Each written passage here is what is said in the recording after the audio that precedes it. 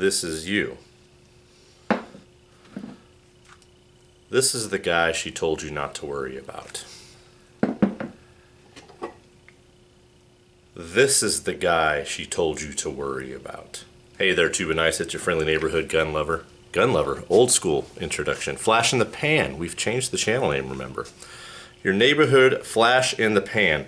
Today, we are delving into my first venture into black powder, in this case, cap and ball. Any kind of classic Western types will probably have seen the movie Pale Rider. In that movie, Mr. Eastwood, the king of all Westerns, fight me, had a very particular firearm that wasn't quite as popular, both modern and even at the time when it was first made. The 1858, they call it, Remington. According to, if you watch a lot of Duelist 1954, which you should, they called it the New Model Army, the Remington New Model Army. So the 1858 just has to do with the dingus, the patent. That's the year the patent was filed. I forget which for. You should watch his videos to learn more specifically about it. But anyways, what is good about, or arguably good about, this revolver compared to, say, the 1860 Colt, 1851 Colt, numerous other revolvers of the time, is how quick and simple it is to swap the cylinders out that Mr. Eastwood talks about or shows in that movie. This being a 44 caliber, not that that really matters per se, but it's the big gun of the time. So I'll do my best to not struggle bus and show you how simple it is. So all you have to do, all right, we're going to take this cylinder out. You have to lower the loading lever, but you don't want it to go too far to where it actually enters the cylinder, right? So I almost kind of hang it down.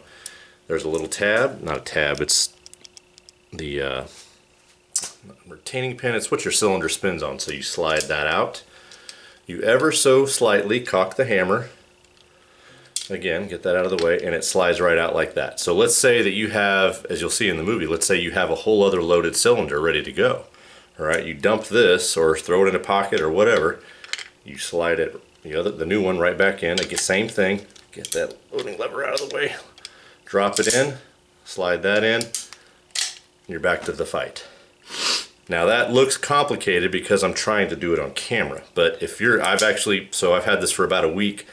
And I'm sitting there watching YouTube like you guys are, and I'm just sitting there practicing swapping that out. I've seen a lot of people talk about it, people that have shot obviously more black powder than I have. I've literally fired a round probably 15 years ago. That say that it's really not that simple. Once these start to get fouled up, it gets to be a little more complicated. There's a fella that has a YouTube channel, I'm not going to remember his name. It's like Damicel or Damicel or something like that. I think he's Australian. I'll find the link and put it down in the comment, or not comments, the description, because it's an outstanding video. He takes, it's the shorter barrel. If I didn't mention, this is, I didn't mention, good Lord. This is the Buffalo version. All right, so normally the 1858 comes with an 8-inch barrel, which would stop me somewhere in there. All right, this is the Buffalo version, which is the 12-inch barrel, which is ridiculous. It's completely unnecessary. Anyways, going back to the other gentleman in Australia, he has the standard model, the 8-inch, and he shoots, I forget, he shoots probably 5 or 6 cylinders worth, and he just swaps them out. I mean, it's a 1.5-minute video, and he shoots probably whatever, multiples of 6 times 5 or 6, so 30, 36 rounds, pretty quick, especially for a cap and ball revolver. So the people that are saying it's not quite that simple, I don't know if that's necessarily true. There's 1,000 guns out there these days, and there's my attention is pulled 17 million different ways, just like everybody else. And with the limited budget, this is one thing that just kind of stuck on my radar for the longest time. Deuce and Guns channel has one of these as well, who's another channel you should follow if you're not. But there was something about this, go to watch Tombstone, right, where Kurt Russell, i.e. Wyatt Earp, has his 10-inch bunt line, Colt single action. take it back to that, but there's just something about that goofy long barrel. It's so dumb. It's so dumb, but I love it. I love every bit of it. My wife's been making fun of me. My kids have been making fun of me. The wife described it as comical. I don't disagree. I don't know. I still had to have it. Something else, again, to use the term vibe, it's such a vibe. So go back to the cowboy days, octagonal barrel. Look at the meat. Look at the meat on that barrel. Now let's compare this to God's Caliber, a 1911 45 ACP. Look how thin that is. Now look, there's nothing wrong with that, obviously. It's a 1911. We've been had these for over 100 years. They're perfectly functional. But the point is, just look at the meat on that. It's so cool.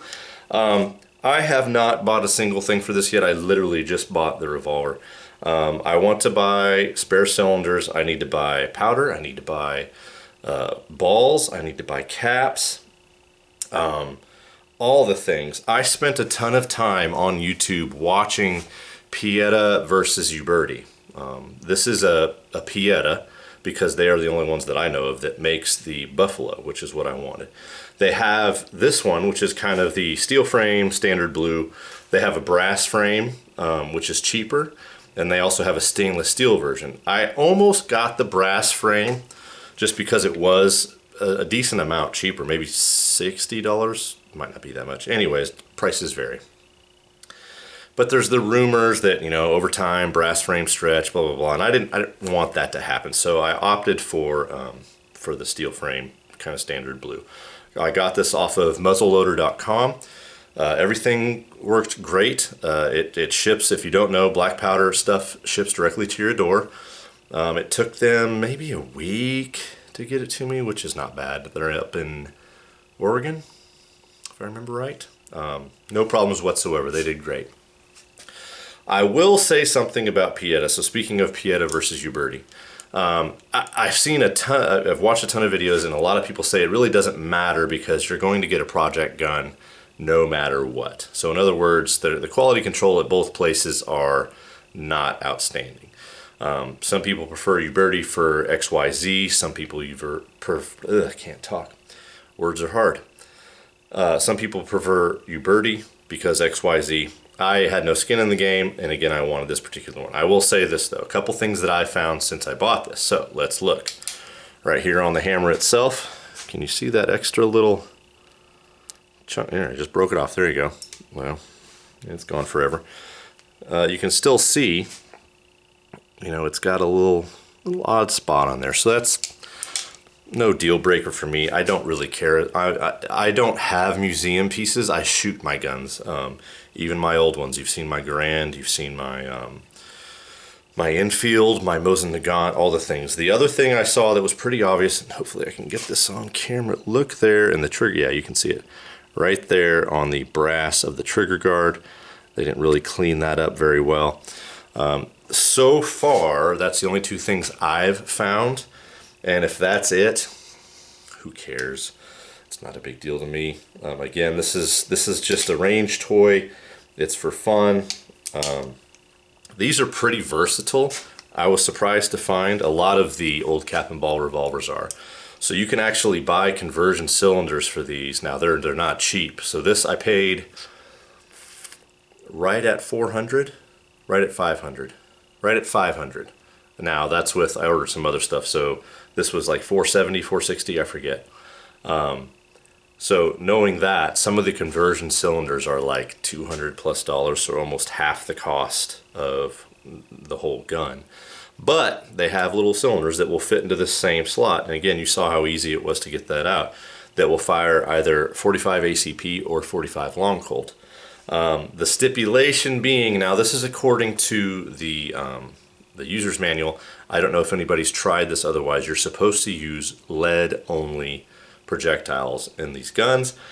I don't know if anybody's tried that. I don't know if I'll be the one to try that per se, and that may be something I do down the road to where I do actually buy a conversion cylinder, but right now that's very costly compared, again, to the cost of the gun.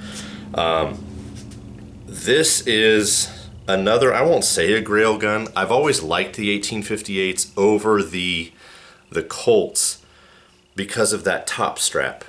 It just makes it more, it just seemed like more durable, all the things like that. And of course there's nothing wrong with the Colts. I just, aesthetically, I like these. Functionally, I like these. I will probably end up getting more an 1860 and 1851. You have to get an 1851, especially after watching The Good, the Bad, and the Ugly. Again, Clint Eastwood carries an 1851, if I remember correctly. Please correct me, I'm sure you will because you're YouTube. But even then, the 1860 was absolutely ubiquitous. That was probably, arguably, the most popular. I don't even think it's arguably, I think it was the most popular cap and ball revolver of all time. I also have a very strong desire to get either a Colt Walker or a Colt Dragoon. I can't really decide yet on which one because the Colt Walker being kind of the first big revolver model back when, right? The horse guns, of course the Dragoons were called the same thing, but they kind of had some problems of sorts, one being the ramrod is always falling down, which, you know, you can fix with the leather strap. The Dragoons kind of had similar problems, not as bad. The Walkers are bigger, the Dragoons are slightly smaller. Part of me likes the idea of just getting that freaking monster Walker and shooting that, but we're going to get comfortable with this first. We're going to see how it goes. This is going to be a little more difficult to shoot because, of course, it is black powder. I don't know. I haven't asked any of my indoor ranges yet, but I kind of doubt they're going to let you shoot black powder in it. So this will be an outdoor range only kind of thing. This is very fidgetable. This, like I said, you can just sit there and do that, right? Like all the movies, so that's the funny thing that I always laugh at when you're watching a movie, is whenever you take a good old modern revolver and you spin out the cylinders and you go like this, they go brrr in the movies when they don't do that. Obviously, we all know that. But of course, when you get the old school, put them at half cock, oh, so good, so good. You're not supposed to dry these because you will mushroom out your nipples. Watching, again, Duelist 1954, who is an outstanding black powder channel. Again, you need to watch him, even if you don't think you're going to like black powder. Mike, if you see this, keep up the good work. He goes through and does a lot of stuff before he even goes to the range with a lot of these, because he's shot, you know, this pretty much, I won't say it's all he shoots, but it's primarily what he shoots, where he will, you know, he'll clean off a lot of burrs and slick up the action. He'll buy specific nipples, which I believe are the Slicks shot, S-L-I-X shot, which I may do, I don't know. There's a bunch of stuff, not a bunch of stuff, there's a fair amount of stuff you do need to buy when you pick these up, so I need a nipple wrench and all that stuff, powder measure, blah, blah, blah, blah. I'm getting to where I'm rambling a little bit, I apologize for that. This is more of a unboxing, first impressions, stuff like that video, so there will be no shooting. He waits until, you know, 10 minutes in to say anything. Thanks a lot, you're welcome.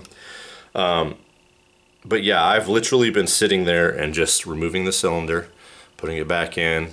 I'll simulate 6 shots. I'm holding, you know, my thumb on the hammer and just, oh, that's another thing, the trigger.